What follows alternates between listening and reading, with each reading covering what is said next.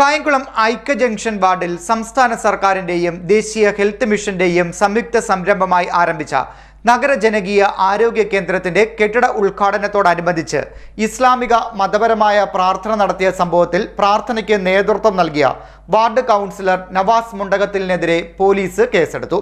കായംകുളം നഗരസഭാ സെക്രട്ടറി നൽകിയ പരാതിയുടെ അടിസ്ഥാനത്തിലാണ് കേസെടുത്തിരിക്കുന്നത്. കായംകുളം ഐക്യ ജംഗ്ഷൻ വാർഡിൽ സംസ്ഥാന സർക്കാരിന്റെയും ദേശീയ ഹെൽത്ത് മിഷന്റെയും സംയുക്ത സംരംഭമായി ആരംഭിച്ച നഗര ജനകീയ ആരോഗ്യ കേന്ദ്രത്തിന്റെ കെട്ടിട ഉദ്ഘാടനത്തോടനുബന്ധിച്ച് ഇസ്ലാമിക മതപരമായ പ്രാർത്ഥന നടത്തിയ സംഭവത്തിൽ പ്രാർത്ഥനയ്ക്ക് നേതൃത്വം നൽകിയ വാർഡ് കൗൺസിലർ നവാസ് മുണ്ടകത്തിനെതിരെ പോലീസ് കേസെടുത്തു.